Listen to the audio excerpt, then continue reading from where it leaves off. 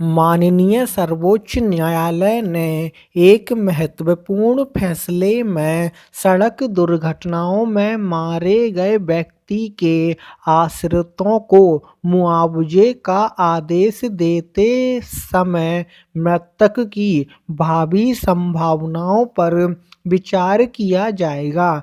प्रधान न्यायाधीश की अध्यक्षता वाली 5 सदस्यीय संविधान पीठ के सामने ऐसे अनेक पेचीदा सवाल थे कि क्या सड़क दुर्घटनाओं में मारे गए व्यक्ति जो अपना काम करता था या निजी अथवा असंगठित क्षेत्र में एक निर्धारित वेतन पर काम करता था के आश्रित भावी संभावना की मद के अंतर्गत मृतक को मिलने वाले वेतन का एक निश्चित प्रतिशत जोड़ने के बाद मुआवजा राशि में वृद्धि करा सकता है।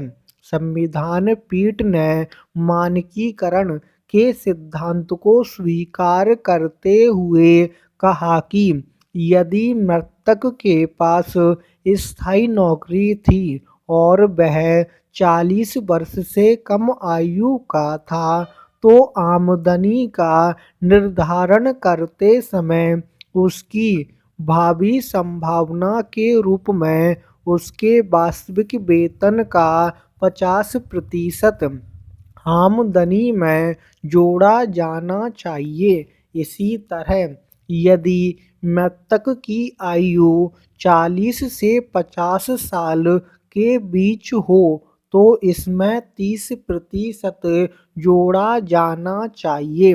इसी तरह यदि मृतक 50 से 60 साल की आयु का हो तो इसमें 15% जोड़ा जाना चाहिए।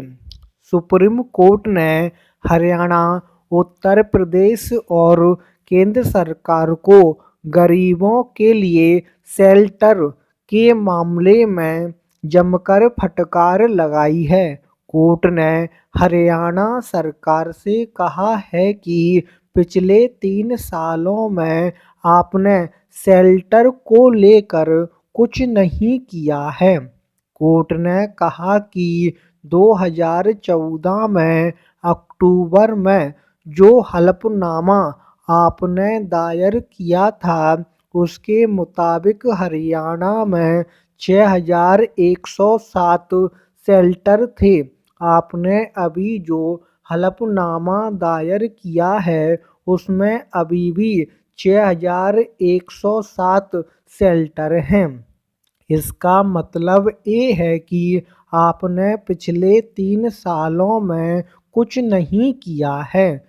सुप्रीम कोर्ट ने हरियाणा सरकार से पूछा कि आपने 3 सालों में क्या किया है।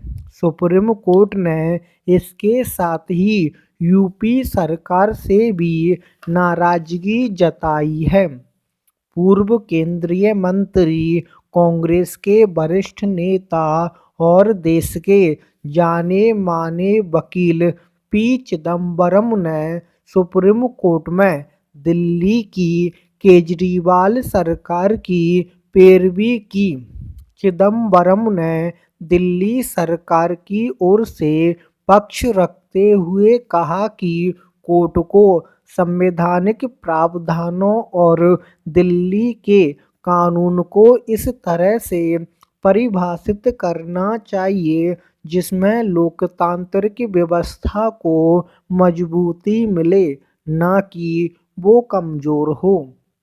उन्होंने कहा कि हमारा संविधान सिर्फ एक कानूनी दस्तावेज नहीं है बल्कि एक राजनीतिक कानूनी दस्तावेज है। संविधान के प्रावधानों की व्याख्या करते समय न सिर्फ संविधान बल्कि उसमें किए गए संशोधनों और उन संशोधनों के पीछे के उद्देश्यों को भी ध्यान में रखा जाना चाहिए। संविधान पीठ ने स्वरोजगार वाले या निजी क्षेत्र में काम करने वाले व्यक्ति के मामले में आश्रितों को मुआवजा देते समय भावी संभावना की मद के तहत मृतक की आमदनी या वेतन के प्रतिशत का भी निर्धारण किया है। यदि स्वरोजगार या निजी क्षेत्र में एक निर्धारित वेतन पर काम करने वाला मृतक 40 साल से कम उम्र का था, तो उसकी स्थापित आमदनी का 40% जोड़ा जाएगा।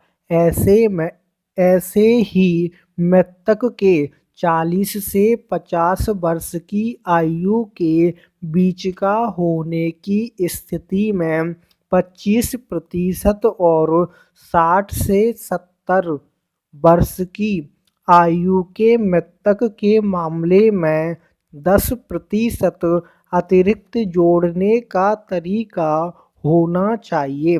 पीठ ने कहा कि मुआवजे की राशि की गणना करते समय आमदनी के निर्धारण में भावी संभावनाओं को शामिल करना होगा, ताकि मोटर वाहन कानून के प्रावधानों में परिकल्पित यह तरीका न्यायोचित मुआवजे के दायरे में आए। संविधान पीठ ने पंजाब एवं हरियाणा उच्च न्यायालय के निर्णय के खिलाफ नेशनल इंश्योरेंस कंपनी लिमिटेड की याचिका सहित 27 याचिकाओं पर सुनवाई के बाद यह फैसला सुनाया।